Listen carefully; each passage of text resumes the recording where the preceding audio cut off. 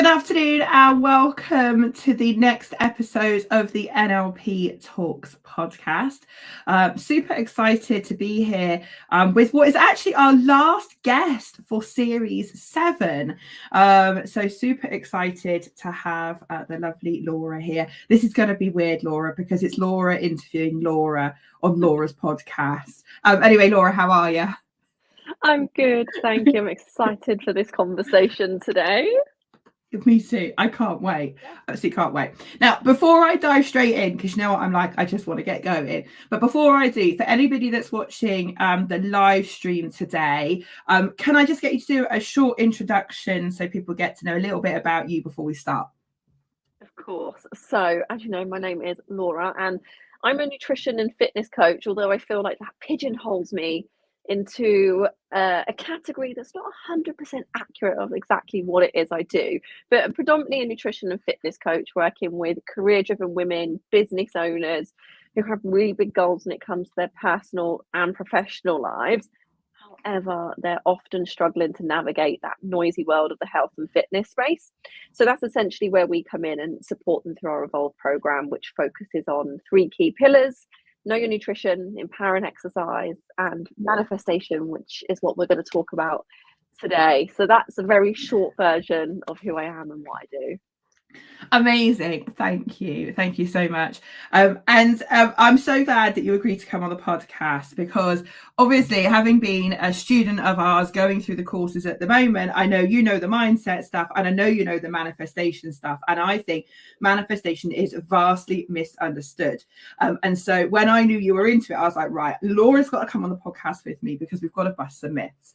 And I'm as much going to be a student as anything else today in terms of learning what it really is all about, because I know there's so many myths. So can we start, Laura, right from the very top? What is a manifestation? It's a good question, because like you said, I feel like there's so many misconceptions where people assume it's, you close your eyes, you sit there with, like, I don't know what that position is called, with your thumb to your middle finger, like lotus meditation. Yeah, like you sit there, you close your eyes and you think of your dream car, and then miraculously it just turns up. Not quite like that. Manifestation requires you to take action towards the goals and towards the outcome that you actually want to achieve for yourself. And it links perfectly into everything that I learned on my NLP course, which is why I wanted to do the course. Because manifestation requires a lot of mindset work. It's a lot of energy work, getting yourself into that state, and identity embodiment for the thing that you want, the person that you want to become that has that thing. Yeah, so a lot of misconceptions, and I'm looking forward to sort of like diving into those today. But essentially, what do you think is the biggest misconception? I think it's that. I think it's that you just close your eyes and this thing just appears, and that's as easy as it is. Yeah, I remember someone telling me years and years ago that, if you want to do the whole law of attraction, manifesting, secret, whatever you want to call it, get a vision board, get like a magazine, cut out the thing you want out of the magazine, stick it on your vision board, and just like tell the universe that's what you want. Yeah. And I'm like, really? Is that what you do? And it sounds to me like that's actually one of the myths. Yeah, and I think if we were to look at things in a really reductionist and simplistic view, that would be it essentially. But we're all walking around with baggage, and I don't know, can I swear? Preferably not. Otherwise, yeah. Okay, fine. On the front, but yeah, that's fine. I won't. I just had to check because it can slip off the tongue. Yeah, we're all walking around with a lot of baggage, right? A lot of limiting beliefs, a lot of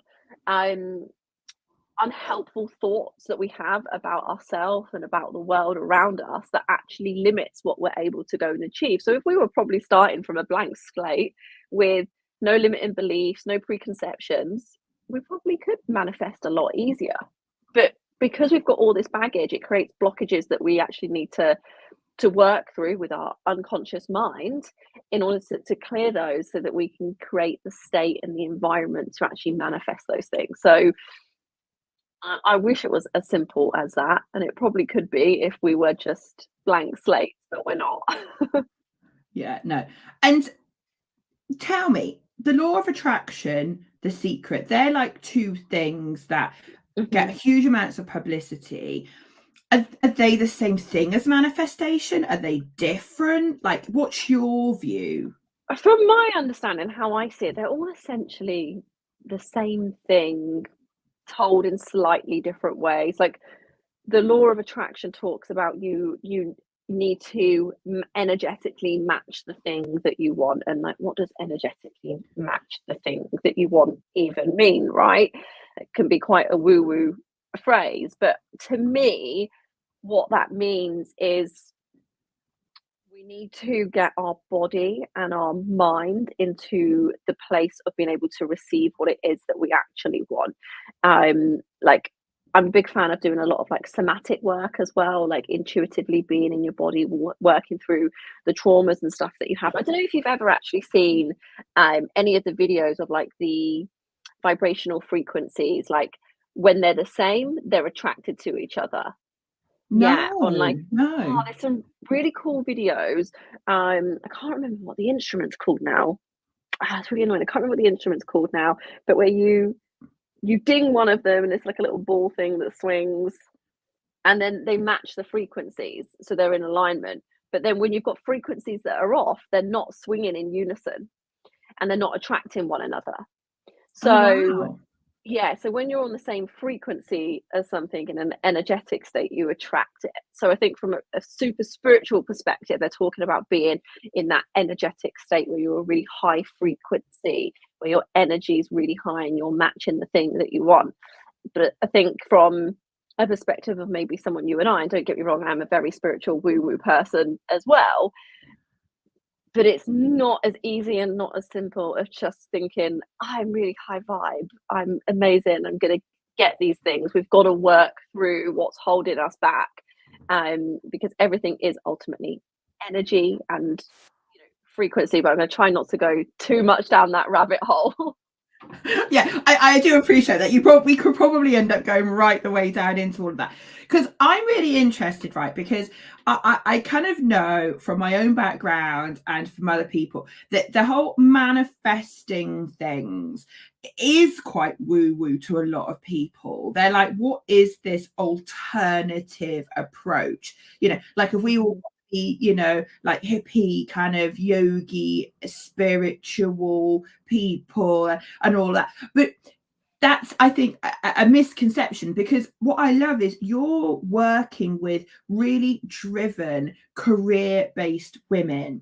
These are not the people that you would stereotypically or stereotype to be into kind of energy.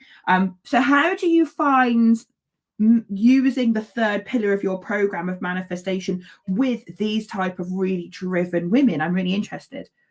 Yeah, so inside our program, it's all about holding you to a higher standard than what you're holding yourself to at the moment, right? Because a lot of the women, it's a big reason why many of us get coached ourselves, because we know we're capable of more, but we need that accountability. We need that mirror being held up to us. And I think that's a huge part of what our coaching program actually is. It's creating that self-awareness where you get that opportunity to self-reflect, challenge your current beliefs, challenge your views on the world, and then also to be stretched further as a person and to be held to an even higher standard, to get out of your comfort zone, to really become intuitive with who you are and looking at why do you want the things that you're chasing in life, because often we're chasing superficial goals that we don't want for ourselves, but society has said you should want to have whatever it is, the nice car, the shiny handbag, the marriage. So a lot of what we do is actually just breaking all of that down and getting clear on who are you as a person, first of all, and what life do you actually want for yourself outside of all of those expectations that everyone else puts on us, and where are you at now in relation to that vision. How can we take actions every single day to get you there? So manifestation is not closing your eyes, thinking you want that dream house, the husband, the car, and doing absolutely nothing. You've got to take action to embody the identity of that person you're coming. And I'm pretty sure you said this quite often, probably on our training, or like, you've got to do different things to get different results. And this is what I say to my clients all the time. You can't wake up, get out of bed at 8 a.m. in the morning, leave the house at 8:30 in a rush, get into the office, and then start your day behind, tired, lethargic, and then expect and have the same thoughts, experience the same feelings, the same emotions, have the same conversations, the same people, and expect to get a different outcome. So it's a whole lifestyle overhaul. We've got to really look at how you're living now. What areas do we need to change and refine? And that doesn't mean you need to go and cut all your friends and family off, but but it just means elevating you in other areas. And that's really how we manifest things. We take action towards the goal that we desire. It sounds to me that, again, this is an outsider kind of looking in on that, because I just think you've just encapsulated that perfectly. The word responsibility pops up into my head, because I think when it comes to manifesting what we want in our life, now, whether we call it manifesting, whether we call it attracting what we want, whatever you want to call it, it requires us to take responsibility for ourselves, our actions, our thoughts, our emotions. But I think that's probably one of the biggest misconceptions, isn't it? Because with manifesting, it feels like some people hand over responsibility for this thing coming into their life to some higher power, and energy in the universe. Like, different people have different views on what exists, but it's almost like people just have this expectation that something or someone else is going to make that happen for them, and they've just got to sit there and twiddle their thumbs and just wait for it to land in their lap. But actually what you're saying is, no, you have to do the mindset work. You have to take the responsibility of actually making that happen. And I guess I know you talk in your programs about using this idea of elevate, and obviously it's named your coaching program, and using this energy, using this particular kind of modality, way of thinking, to elevate people's responses. And I can, listening to you, I'm like, oh, I get it. Yeah. It's like, actually, you need to know what you want. You've got to do the work to get there, and actually use the energy and vibration and all of this other stuff to basically nudge you along the way and help you, rather than it being the force that drags you. Am I along the right lines? Yeah, 100% spot on. Yeah. See, this is what I needed. I needed you to come and explain this all to me, because I'm like, oh, okay, I'm getting it now. I'm absolutely starting to get it. Now, I've got a quote here, right, that I found on the internet that I want to get your take on. Right now, this is what it said. It said, basically, it's the law. What you assume to be yours is yours. It really is that easy. So I'm guessing what we're saying is actually that's not actually completely accurate. Yeah, I think the first part's probably true, but the second part about it being easy, not so. Because, like, I said a few moments ago, we've got to clear the blockages, we've got to clear the limiting beliefs, we've got to get rid of a lot of stuff that we're carrying that's not helpful. Then it becomes easier. Yeah. It's definitely not easy straight off the bat. So what have you manifested then? Give us an idea of what's possible with manifestation. So I think it's really interesting, because I had no idea that I was actually manifesting my coaching business when I was. And I think this is the fun thing about it as well, and something that I try to follow and pass on to my clients. Is always follow that feel good feeling and learning to trust your intuition. And again, that's a whole skill that you need to develop. But when you can really get into like the flow of life and your intuition, and you just you're just curious. I always have an attitude of curiosity with everything. So follow that feeling. And I had a mental breakdown in 2019 off the back of an abusive relationship.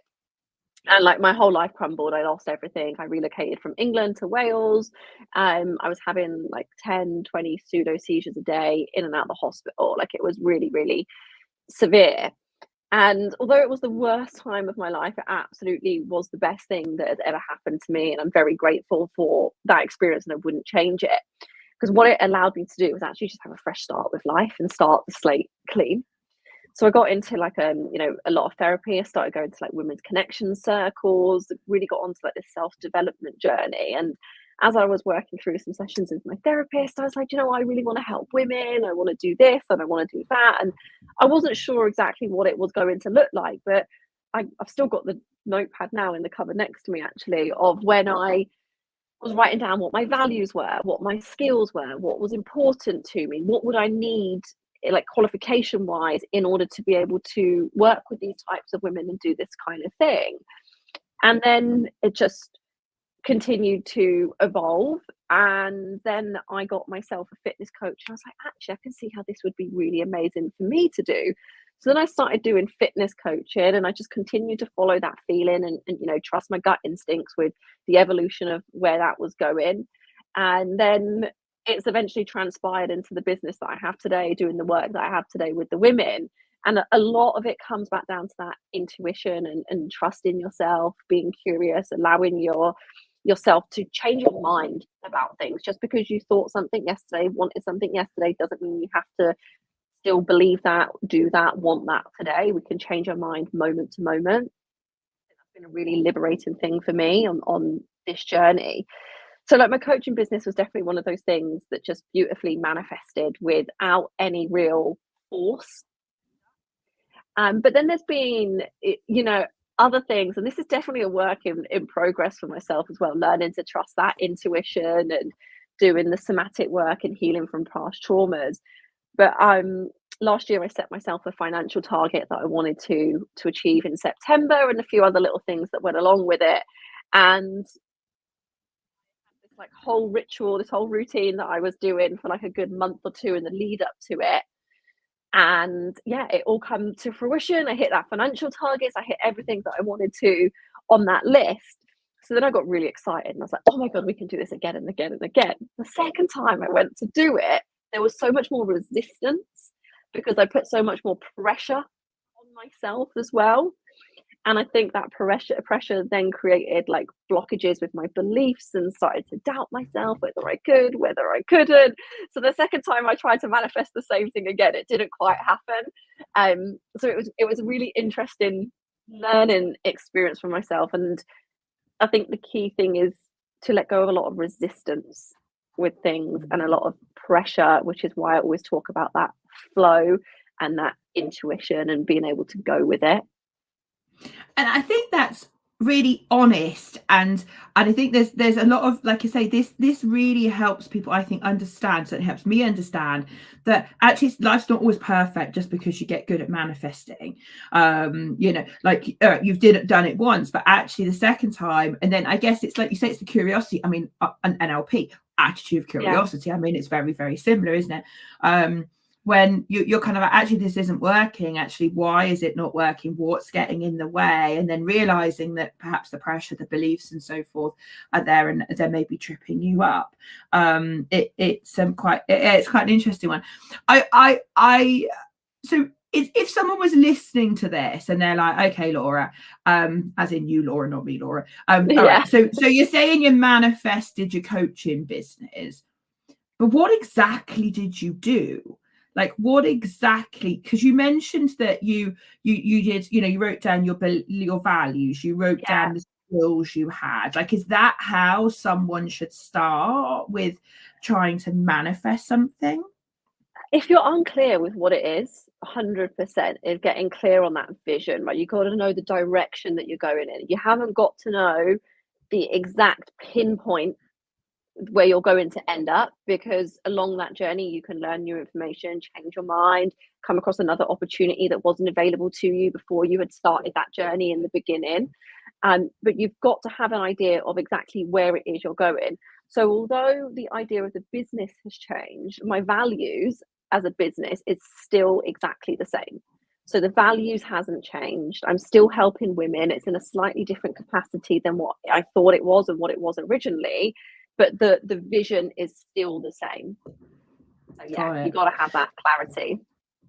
And I can see huge synergy, and I'd be interested in your take on this when we talk about the way we set goals in NLP.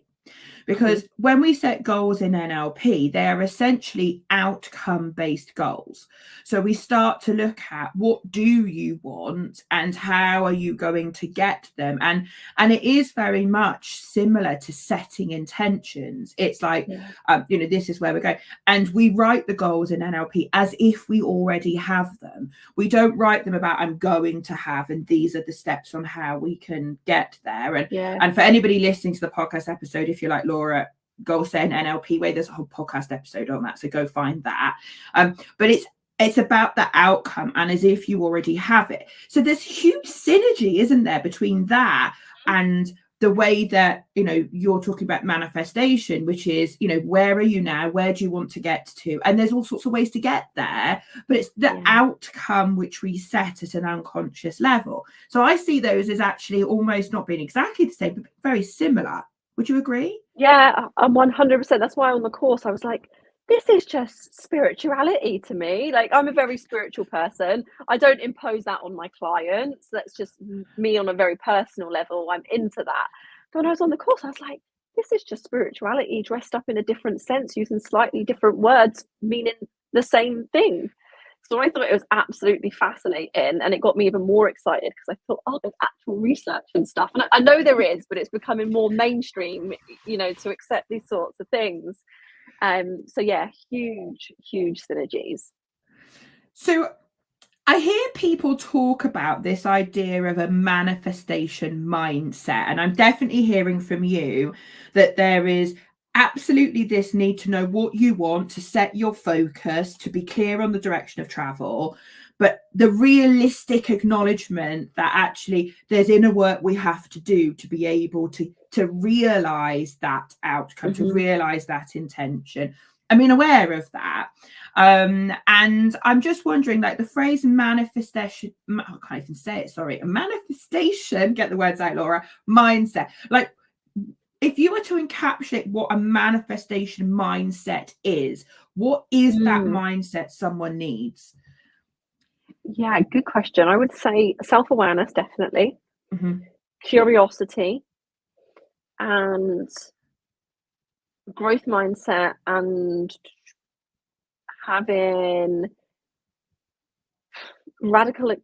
taking radical ownership over yourself, and also like a problem solving attitude, I would say, because you're the only person that's in control of your life, and people are going to trigger you. I know this is slightly off topic, but people are going to trigger you day in, day out. And when someone triggers you, often they're holding a mirror up to you with something that you've not quite healed in yourself. And it's up to you to take responsibility for how you then choose to react in those types of situations. So yeah, I would say those things are the key things, really. So before I go too far into this, because obviously this is kind of really quite interesting, the mindset side of manifesting things, I don't want to not talk about the energy side of manifesting things, which is, I guess, going to be a little bit more out there. So you touched on it earlier about this, the energetic thing. Like, in simple terms, for me and for listeners of this podcast that are maybe new to this idea of energy, and maybe even the universe and all of those things, before we disappear into the NLP mindset stuff, which is my comfort zone, I want to keep myself out of my comfort zone a little longer. Tell me a little bit more about the energetic, spiritual, if you like, side of manifesting. What's your views on that versus the tangible mindset stuff? Yeah, so it's definitely something that I'm still learning a lot about. I'm not anywhere like the levels of Dr. Joe Dispenza. I'm actually reading this book at the moment, Becoming Superhuman. Fascinating. A short version, I feel, might be a little bit challenging. I'll do my very best here.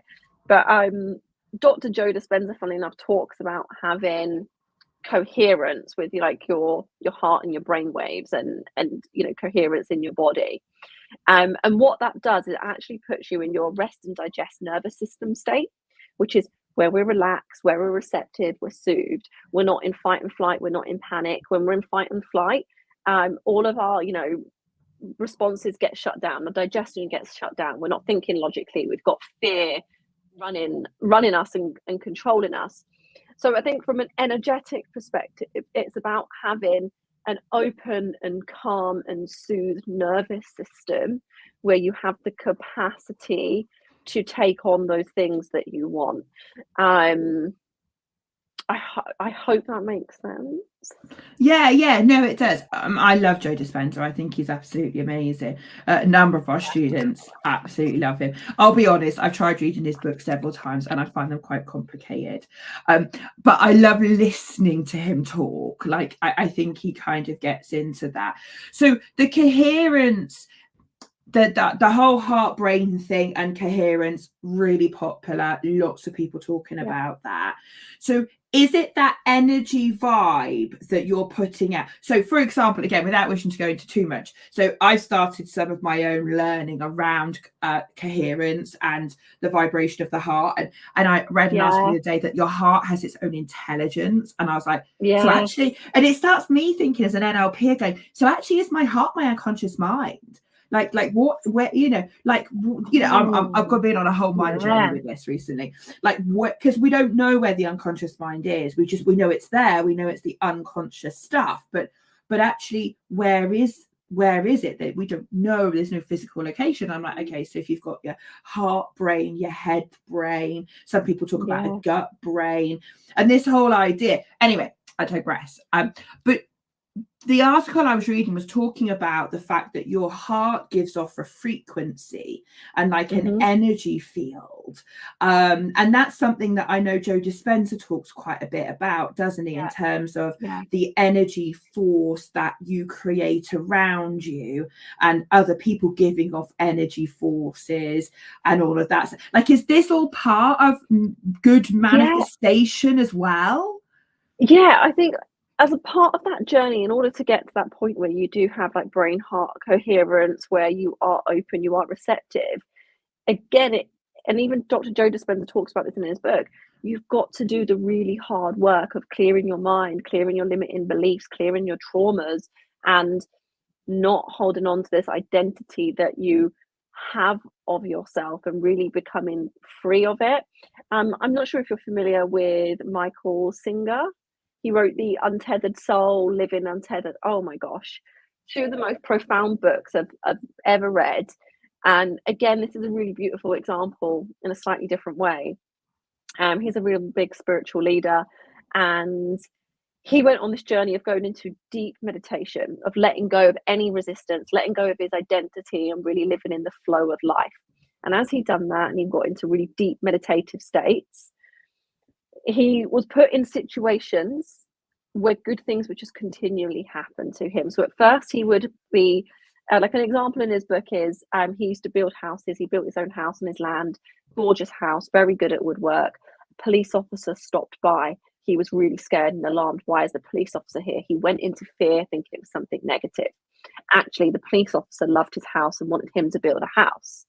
And that was the start of his Built with Love business, where they started to make hand-built houses.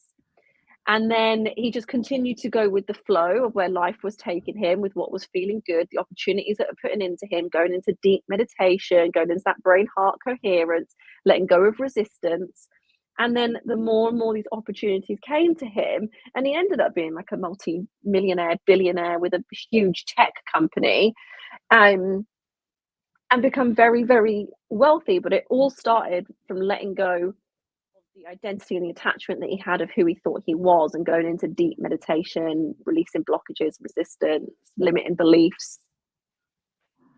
Fascinating stuff. I need to read that book. The Untethered Soul. Yeah, honestly, I was addicted to it. I couldn't put it down. Right, I'm going to go and get it. Thank you for that tip. I will add that to my list. So you mentioned their beliefs. So if we go kind of back to kind of what we were talking about just a few minutes ago, this manifestation mindset and the role of beliefs. Now, you and I both know from an NLP point of view, we spend a lot of time helping clients with limiting beliefs that are holding them back, getting in their way. And we know empowering beliefs are hugely helpful and spur us on. So talk to me a bit about the role role of beliefs in this manifestation and this manifestation mindset?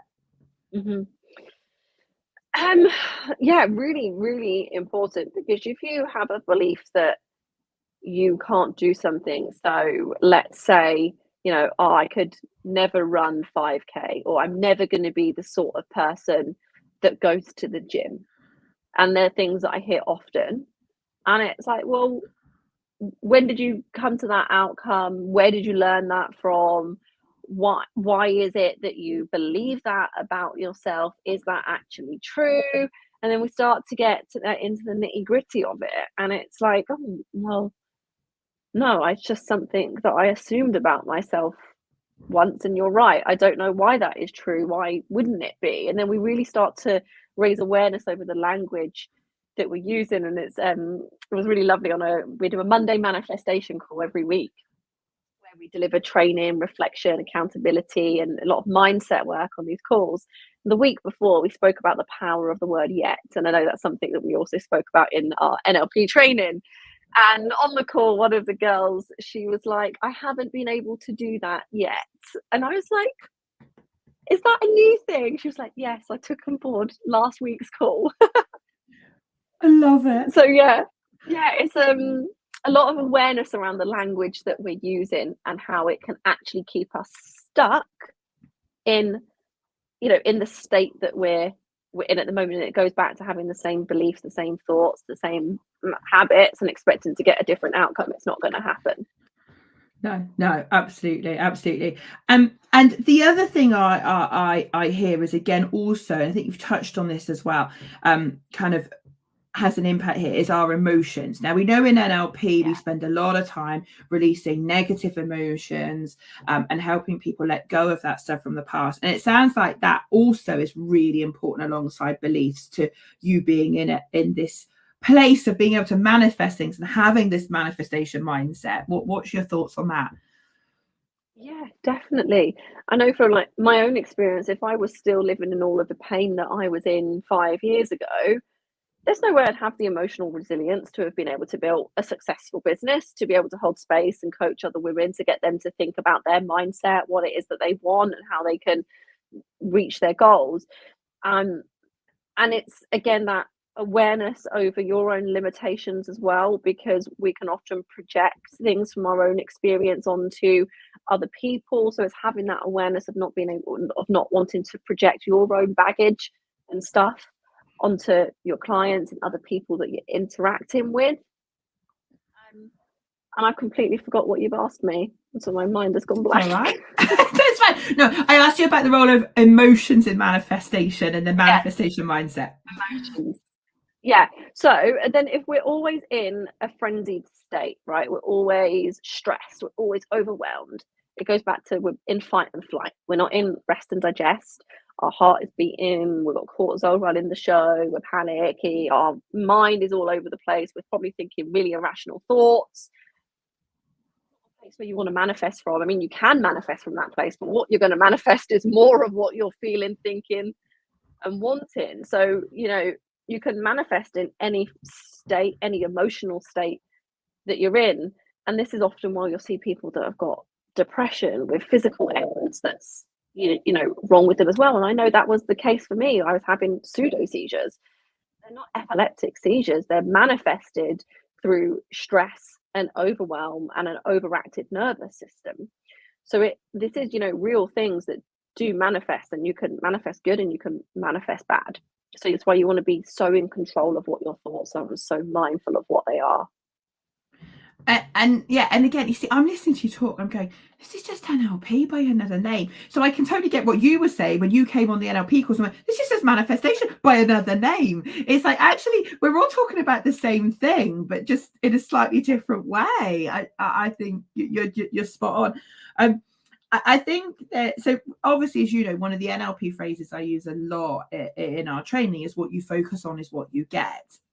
And it sounds like actually this also has massive synergy to the world of manifestation, because you're going to try, like your example just then of if your emotions are not in a good place and you're constantly feeling a certain emotion, then that's going to get in the way, right, of you manifesting the thing that you want. Yeah, yeah, 100. Like, how many times have you probably like woke up late, snoozed through your alarm, stubbed your toe, burnt your toast, and then you've decided, well, today is going to be the worst day ever. Like, we've all done it. We've all been there. And you get into the office. And I know, like, this is how I used to feel when I used to work in an office. And then guess what? It would be the worst day ever. Everything bad that could happen did happen. Whereas if you can just catch yourself and switch from that, from attitude to an attitude of gratitude and like reframe the thoughts that you're having and where your thinking's at, you can just completely change the course of your day. Yeah, no, absolutely, absolutely. So here's another quote, right, which I found, and I think you might like this one a little better than some of the others I found. So again, I want your honest opinion on it. Like, agree, disagree, I don't mind, right? So it said, the basis of manifestation is knowing exactly what you want and feeling the feelings as if you already have it. You need to feel and believe that which you desire to attain. What do you Yes, I reckon? love that. And it's so true. Right. And this is exactly what we covered in our call last night with the community, was you have to, so we can create neural pathways. I was talking a lot about like neuroplasticity in our brain, and I like to use like the example of like your neurons. Right, if you are someone that is really anxious, you're used to catastrophizing and thinking of the worst case, all you've done is you've created a motorway for your neurons in your brain to like go for that worst case scenario.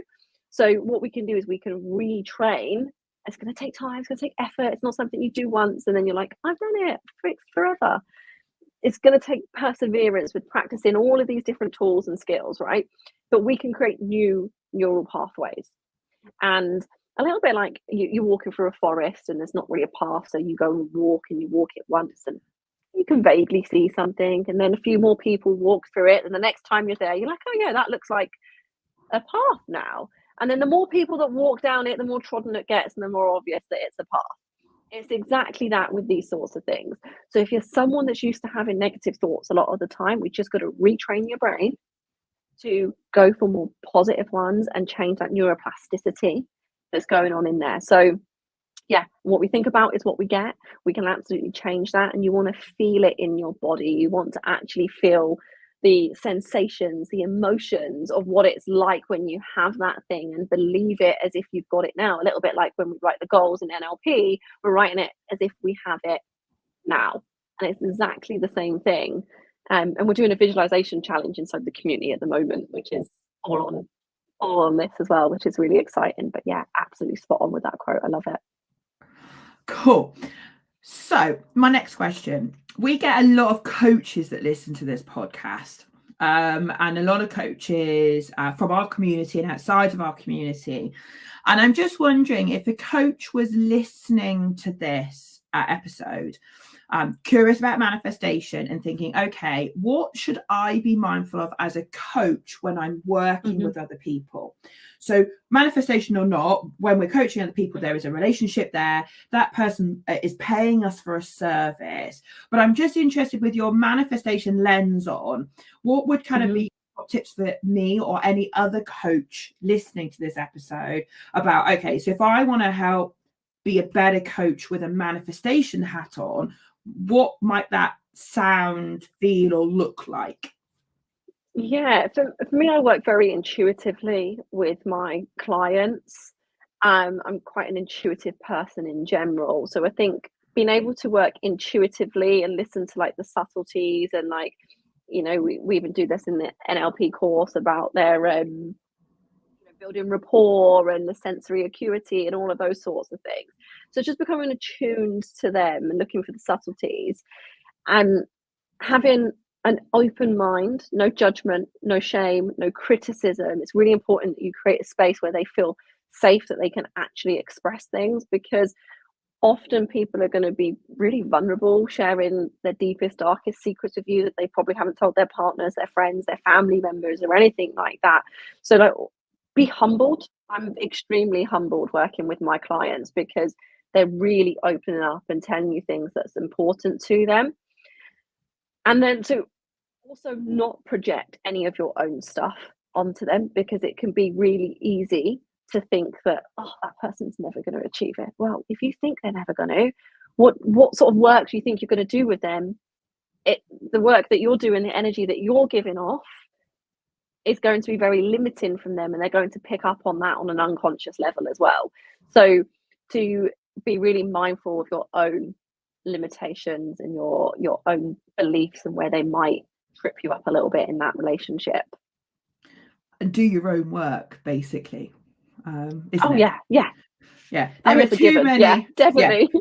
There are too many coaches out there, in my opinion, and not in our community, but outside of our community, where people are doing coaching in whatever field, whether that be fitness like yourself, or wealth, or relationships, or whatever, and they haven't yet resolved their own stuff. And I say on the courses that we run, like, you have to start with you first. And I think you've just so eloquently described that. So I'm really curious. Okay, so we've heard some of your success with manifesting, but I know that you work with a bunch of amazing women as your client group. Now, without obviously breaching anyone's confidentiality, I would never want you to do that. I'm genuinely fascinated to hear about some of the success stories, about what you've been able to help some of these women achieve when you've got a health and fitness business underpinned by this amazing tool of manifestation. So yeah, come on, I want to hear all. Oh, it gets me so excited, because I honestly just think it's absolutely incredible that a lot of women will come to me, like, one of my clients, Steph, she would be fine for me to share this, she's all over my social media. Laura, I want to be freelance at 40, she's going through menopause, struggling to lose weight, nothing was ever working for her. The weight came off, she lost about a stone in like 10 weeks. And then we started putting goals in place for her to actually start this freelance business. Within 6 months, the business was started. She got her first client. The confidence had grown.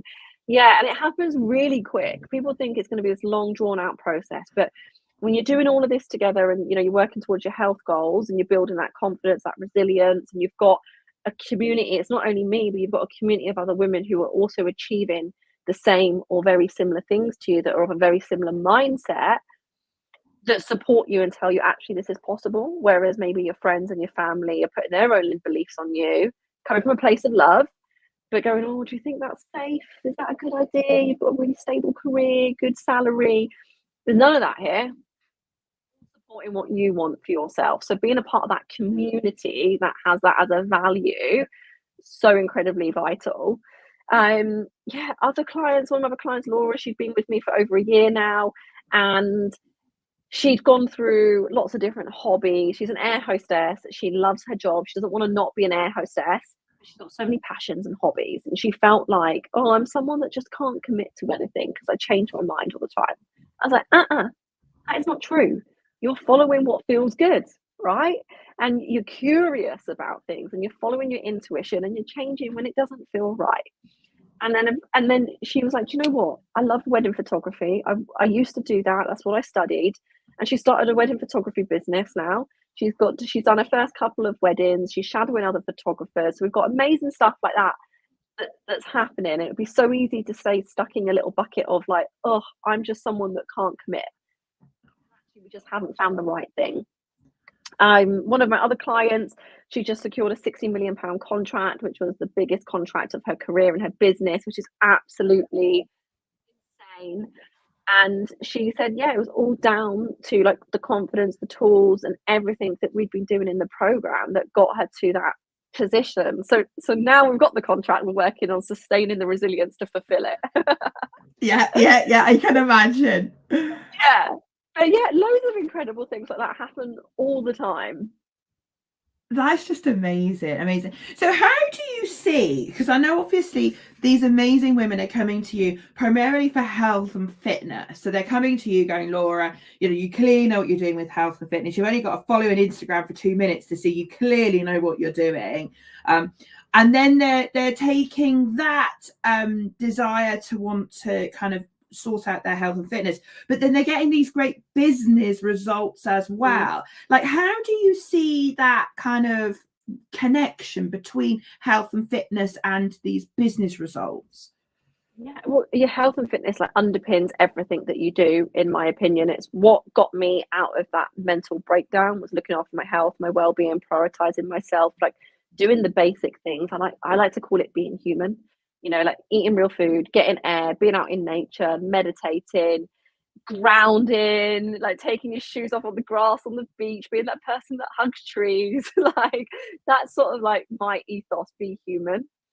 But what we do is when we start to prioritize ourselves, when we start to feel better, we want to do more, right? That builds more confidence. But also, what happens is it improves our cognitive function, it improves our energy levels. So, the clients are saying to me all the time, like, Laura, I didn't know what you meant by getting back up to 2 hours extra a day, but now I get it. Like, one of my clients went from working 9 hours a day to 6 hours a day because we improved her health and her well-being, reduced her overwhelm, reduced her stress, that she could then reduce her working hours, so she's got more flexibility. And looking after nutrition and fitness does that for you. It sets a really good foundation of managing energy, creativity levels, getting into flow state, and living intuitively with your body as a woman as well, because we obviously go through a cycle every month. Yeah. Not every week is the same. So I try to manage my business in alignment with my cycle. So if I know that I'm going to be on my period, I probably don't do a real big push, any big marketing. I don't Mm, mm. do anything that's going to be too strenuous, because that's the time where I want to go inward. So that's what we do. We try to work intuitively with our bodies and just improve our baseline. Once our baseline is better, we've got more capacity to actually go after the things that we want. Something I talk a lot about is like, what would you do if you had an extra 2 hours a day? If you do that times across a year, it's 520 hours a year. That's a lot of time. You can learn a new hobby, you can study, you can start a business, you can go pick up the kids from school because you've worked more efficiently. Like, there's so much you can do with that. Or if your hourly rate is £100 an hour and you've been slack, that's £52,000 a year that you're leaving on the table because you're not prioritizing yourself. So like the possibilities really are endless with where it can go, but it's really exciting and I can get really like into it all. And I love your passion and your enthusiasm. I'm like, there's a reason I love this woman, and it's because you're so driven and passionate about what you do, like I am, that I just think it's amazing. I just want to go back to the 2 hours a day thing, right? Just so I've got Yeah. this clear in my head, right? So tell me if I'm wrong here, but what I'm hearing you're saying is that by sorting out my underlying nutrition, eating real food, and Hmm. looking after myself and things like that, I can create an extra 2 hours a day, or work 2 hours less than a day but achieve the same amount because I'm more Yeah. productive. Like, just explain Yeah. that to me a bit. Yeah. So you're improving your overall energy levels, your concentration, your creativity throughout the day. So we'll look at creating a morning routine that sets you up for success, because often a lot of us are waking up, we're snoozing our alarm, we're getting coffee first thing in the morning, we're not setting ourselves up for success for the day. Then we feel sluggish and lethargic, and it just has this ripple effect where everything just is a bit slower. Whereas if we actually start to look at how can your nutrition support you energy wise, creativity, from a cognitive um, perspective, then we work more efficiently. We're less emotionally reactive because we're not tired. We're not having these slumps in energy. And when we're less emotionally reactive, we can get on with the task at hand. We've got that clear vision, we've got that drive, we've got that focus. Whereas when we're sluggish, lethargic, the last thing we want to do is really focus on big and important tasks. So that's how we do it. We improve like your energy levels and your performance throughout the day. So you actually get things done a lot quicker. And you've got more resilience to be able to handle those situations, deal with challenging clients. Again, so many examples of clients that was feeling really not confident with how her business was, but we built her emotional resilience that she actually went in and upsold clients that she thought was about to leave, and she ended up making more money off them because they stayed into a more premium package. It just affects you in ways that you don't even really realize that these things would, and it's fascinating. Yeah, I've never thought of my health and fitness in that way.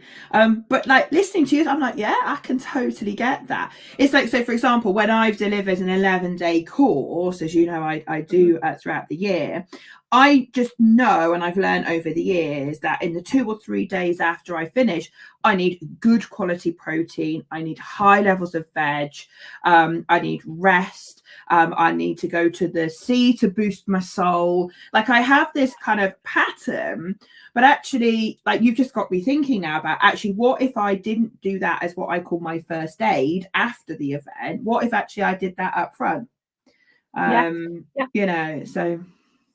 Yeah, definitely. And there'll be an element of needing to rest, because it's whenever I do a public speaking event, the adrenaline crash that you get afterwards as well is a real thing, and it is tiring. So you're still going to need rest, you're still going to need recovery, but there'll be things that you can do front end to make that a bit smoother for you, definitely. Yeah. Oh my God, I could talk to you all day. I'm just like, you're fascinating. Your knowledge, your passion. I love you, as you know, and I just think, oh my God, you've got so much to offer everyone, and your wisdom is just immense. So thank you so much for being so generous with your knowledge and your wisdom on this episode. I just think it's absolutely gold that you've shared with us. If I was to ask you, and this is obviously going to be a really difficult question, and I shouldn't have said that as an NLPer, because now I've set your intention the wrong way. This is going to be a really easy question, Laura. But if someone was listening to this podcast episode and they were like, listen, I love this idea of manifestation. Give me a couple of tips to get me going. What would your kind of maybe 2 or 3 top tips be for that person that's listening to going, right, I need more manifestation in my life. Just give me some ideas to get me going. What would your kind of top tips be? Yeah.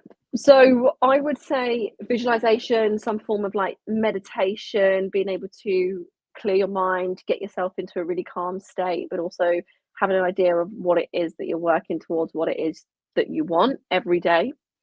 Noticing that it's really critical self-talk and reframing. And I would also say, I'm going to say something that's a little bit different. I'm going to say dancing, because yeah, like, it's so much fun. Like, it releases so many endorphins, so many hormones. It feels good. And like, we're really rigid as adults. We don't let ourselves have fun. We don't move, and we store like trauma and energy and all sorts of different things in our body.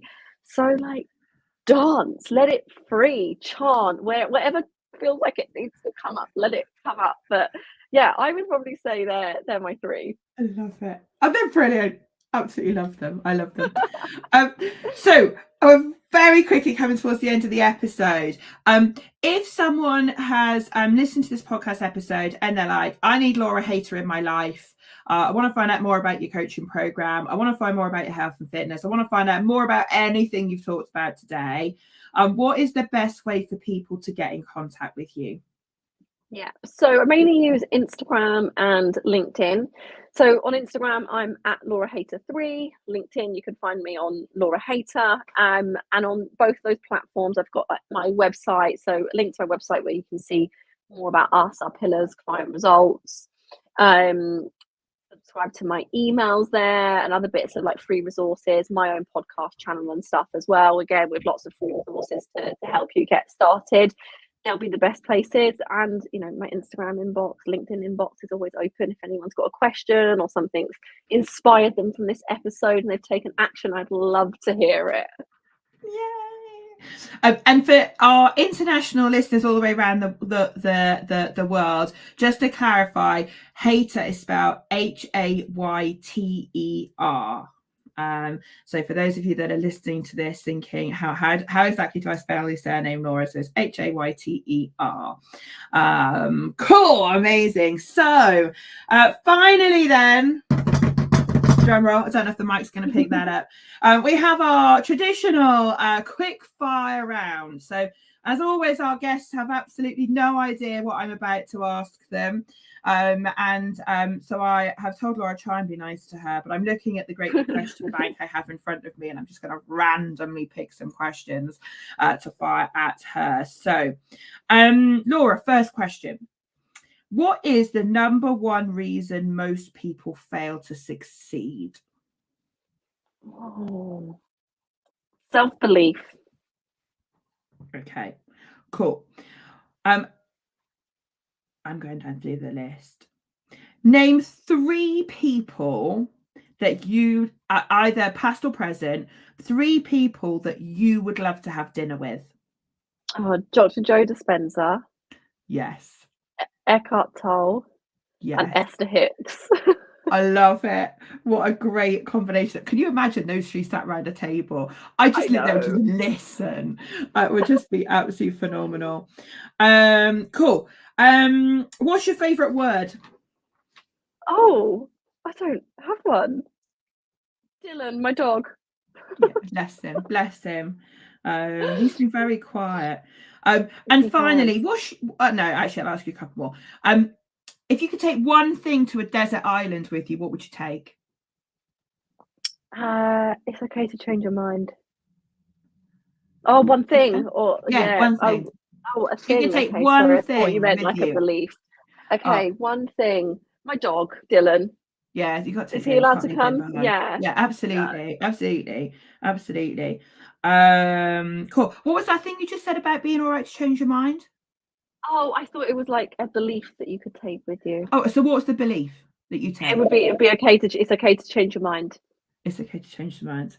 Yeah. Absolutely love it. Absolutely love it. And what's the one thing that keeps you inspired? Oh, deep answer. Bit of a trigger warning. I lost a baby. And if it wasn't for losing her when I went through my mental breakdown, I wouldn't be here today doing what I'm doing. So like she is my inspiration every single day for this. So yeah. Thank you so much for joining me on the podcast. Thanks for I having have me. absolutely loved chatting with you. If anybody is listening to the podcast and they want to hear more about Laura's approach to stuff, please reach out to her. I know she'd be more than happy to share all of her stuff with you. So do reach out to her. If you're interested in finding out more about working on your mindset and working on your beliefs and your negative emotions and really getting your mindset in the right place, then of course you know that you can find out more about our NLP training on our website, unleashyourpotential.org.uk. So there will be one more episode in this series, which is a solo episode with me all around boundaries. So if you're interested in learning more about boundaries, then stay tuned for the final episode of this series. But Laura is our final guest. So thank you, Laura, so much. And I wish everybody a great, amazing rest of your day wherever you are. And I'll catch you on the next episode very soon.